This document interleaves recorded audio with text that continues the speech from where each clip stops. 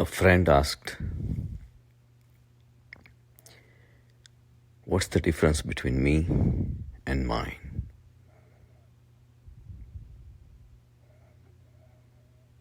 Me and mine, the relationship is relatively easy to understand. Me is an entity that exists for all of us. Me is your ego, and it wants to expand. So it acquires, hoards, accumulates, and continuously strives for it.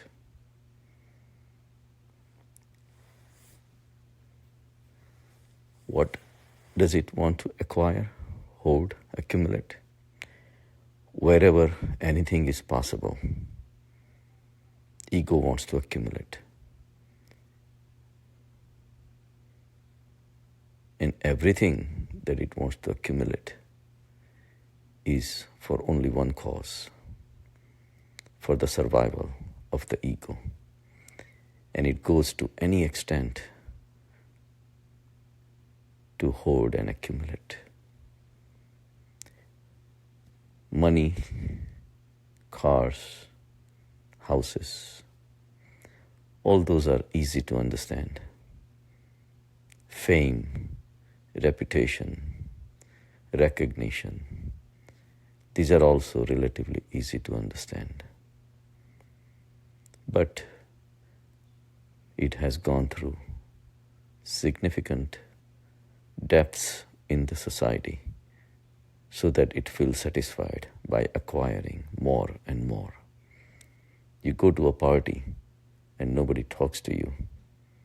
You want to leave, and you don't want to see those people again because they did not recognize you. You are still the same person, but just because they did not recognize you, you don't want to meet them again. Again, ego was expecting recognition. It did not get it, got upset, and ego says, let's try somewhere else.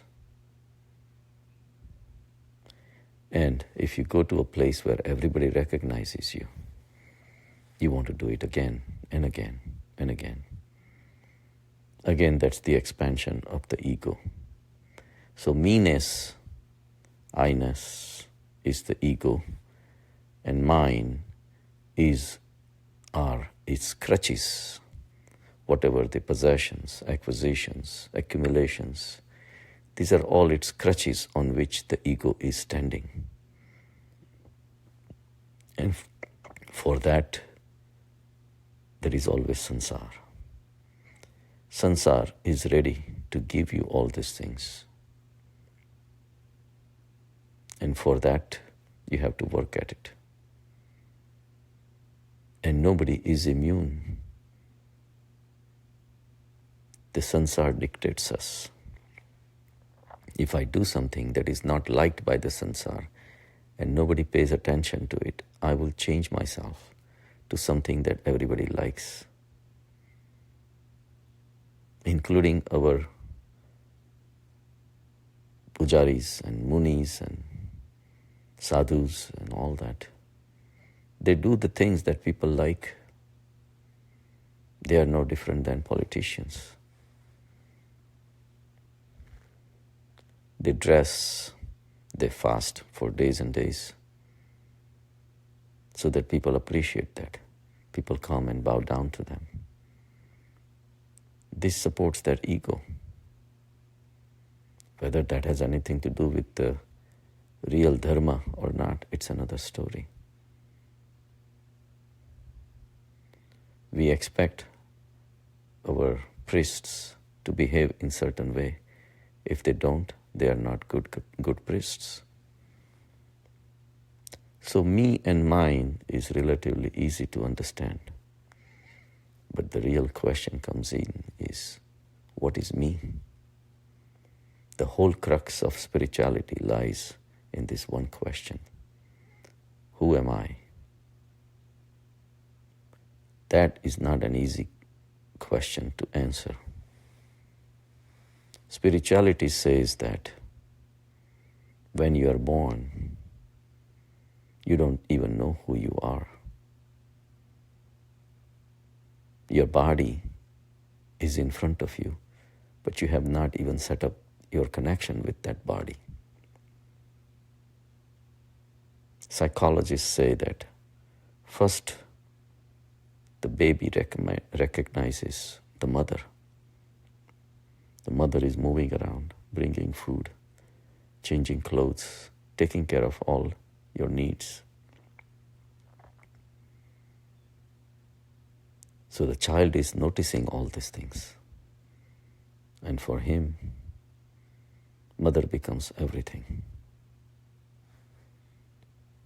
So first recognition starts with the other person.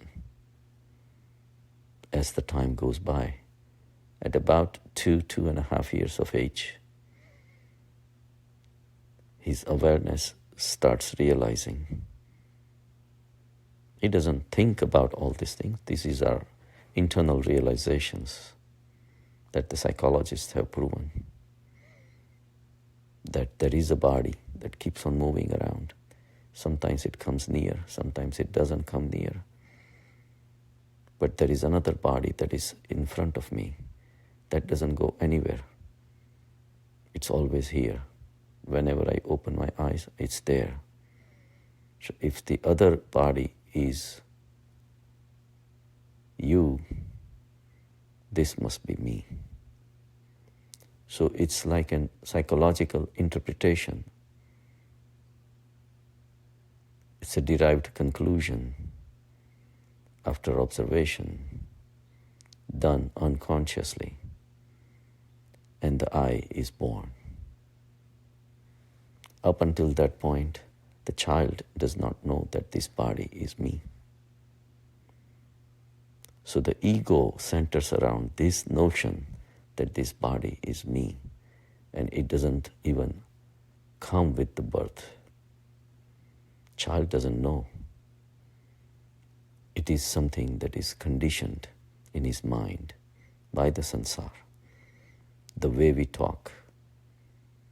This is you, this is me. And when I talk about myself, I become me.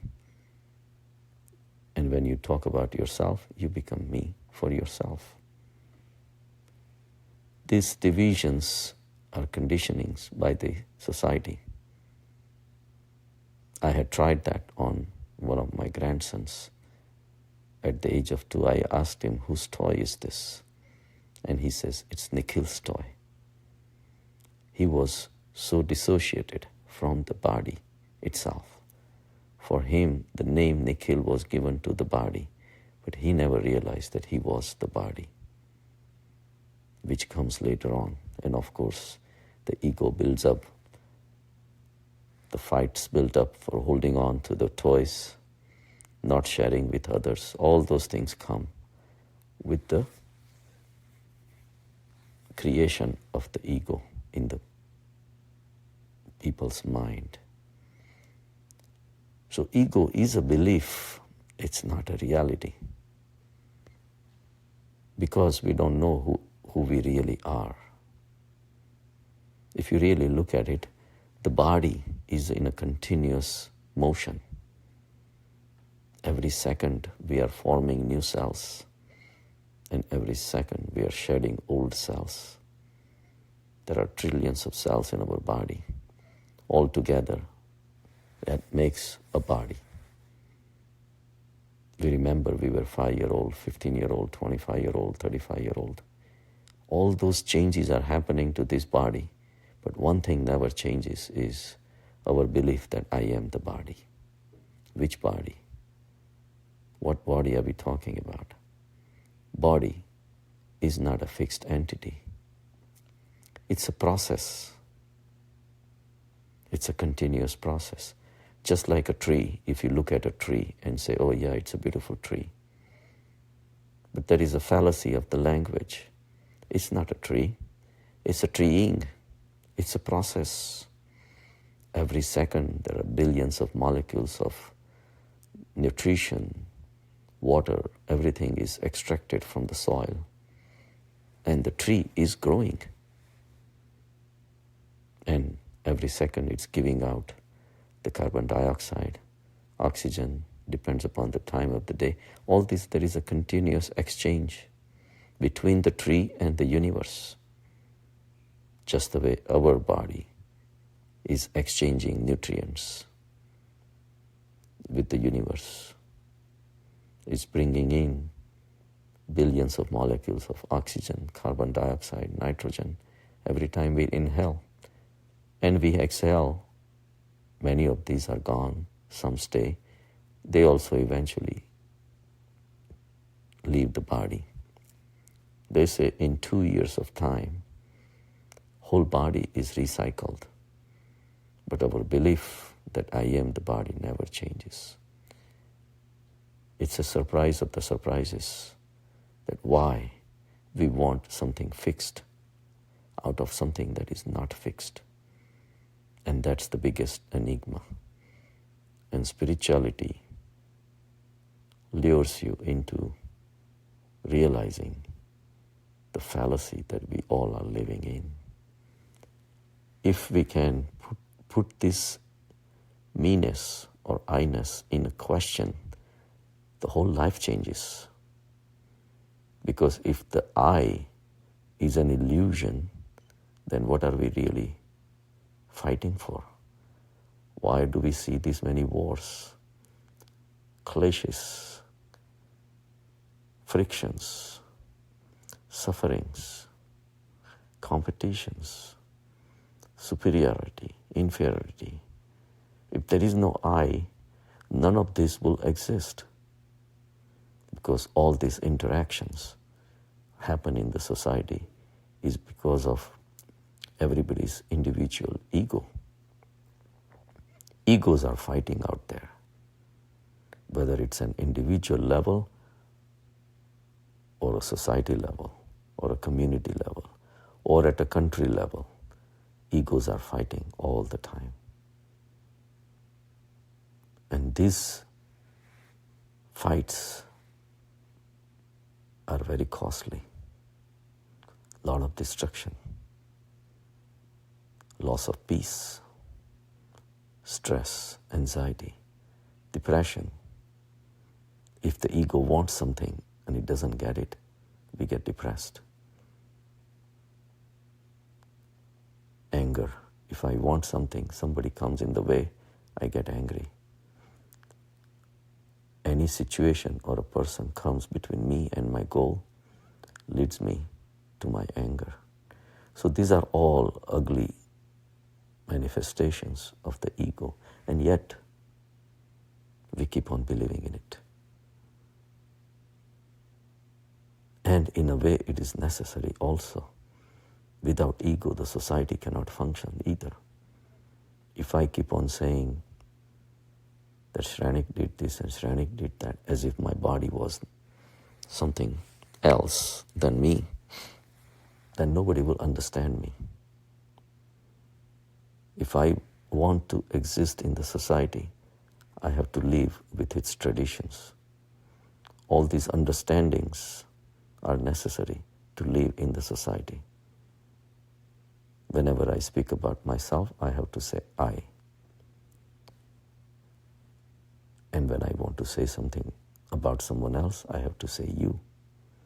This is the general arrangement that has been pre-decided by the society. And on this, the child gets trained. And all our life we live for the society. We never really realize who we are. It's like playing a game of cards. There are 52 cards. Everybody has to understand which is the ace of spades or a queen of hearts. Everything is understood. Then the life goes on. Then the game goes on. If in the middle of the game I stop recognizing Queen of Hearts as Queen of Hearts, I cannot say that I don't believe that this is Queen of Hearts. The game is over. the game cannot go on. So sansar is nothing but a game. And that's the biggest realization one can have if we go down within ourselves and ask ourselves, reflect very deeply, and little by little things start opening up. Through the meditation, if we go within and start asking these questions to ourselves and try to get the answers from within, we realize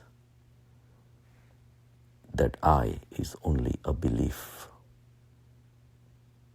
It's a belief caused by the conditioning from the outside world, but not a reality. There is nothing like I. We are the composite of the components borrowed from the universe. We are made out of so many gases: oxygen, nitrogen, carbon dioxide, manganese, iron, zinc, copper, who knows what. The total value of a human body is, statistically, they say, scientifically, maybe $2.15 or something like that. The body has literally no commercial value, but we value it. We want to hold on to it. So a deep understanding is necessary. And then when we go in through the steady meditation, applying the full awareness, we realize that mind is full of conditionings from outside. We believe whatever other people tell us. And how is it possible? This is the most fundamental question that everybody should know about: who you are. And if the answer has to come from the society, then the life is not even meaningful anymore. That means we are living for others. And literally we are. We live for others. We behave according to others' wish. We want things from the sansar. That's why we beg. We cuddle. We ask. We go down to any lengths to achieve things. And all this under the illusion of one thing, that I am this body and I am this mind. And yet, at the end of this life, we leave everything behind and move on. So our whole life is a waste if we cannot find out who we really are. And that's what the spirituality has been telling for thousands of years. To go within and find out who you really are. At that point, be ready to give up everything that your mind knows, because mind has accumulated so much garbage from the world, and it keeps on accumulating. Rethink the strategy and find out who you really are by watching the whole play of the mind, the whole life that you have spent. You realize that it is nothing but a phenomenon at best. Does it really exist? Maybe as a phenomenon, not as a solid, real entity. There is nothing like I. I is a belief that we were not born with. Then what were we born with?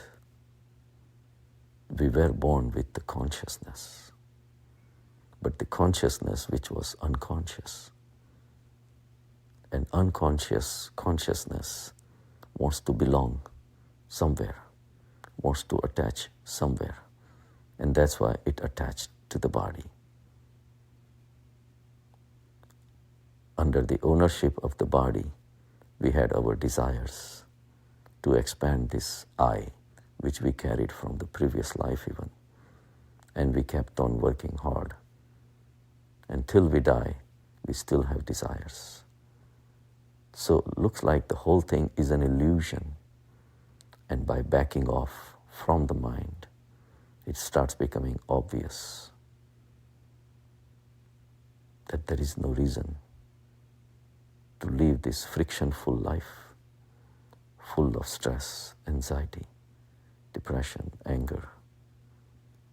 There is another state, the state of superconsciousness, where you rise yourself higher and you realize that that's where you actually get the truth of who you are. And you realize that you are the consciousness. It's a tough truth to digest. But truth is always tough to digest. For many people, it's easier to just live the dream, whole life being a dream, and die in a dream. Never wake up to this realization. But there were some brave ones which defied the norms of the society. They defied this game of cards, and they realized that there is something more to life. There is something called the truth. And these are all internal realization. So we all have to work hard on the path of meditation, question our mind, doubt our mind, reshape the mind, rethink out of the wrong beliefs. Same thinking process that has taken us into this illusory life that the spirituality calls it Maya. Maya means something which is not there, and yet we believe in it. Just like you go to a jungle and you see a snake, you frighten. Somebody comes and throws the light on it, and he says, no, it's not a snake, it's a twig, it's a branch of a tree. Don't worry about it. Same thing is happening to us. We have taken the sansar and this illusory life as real, but it's not real. That's Maya. So in Yoga Vasishtha, Ram asks Vasishtha Muni, what is Maya? And he answers in a simple question, a simple answer. Me and mine is Maya. So let's live the life of the reality, not the life of Maya. Be awake, be alert, be conscious. Reach to the highest state of wisdom, that is the Buddhatva, and then realize and live the life as a game. Once you reach to that state, the ego cannot haunt you anymore. It cannot make you, prompt you to go and acquire all the garbage that you have collected so far. Stop running. Whatever life brings, be happy. Whatever it doesn't, it's okay too. Because your gaze, your internal eyes are now set on the reality, the Atma, the consciousness, rather than the sansara. Have a good day.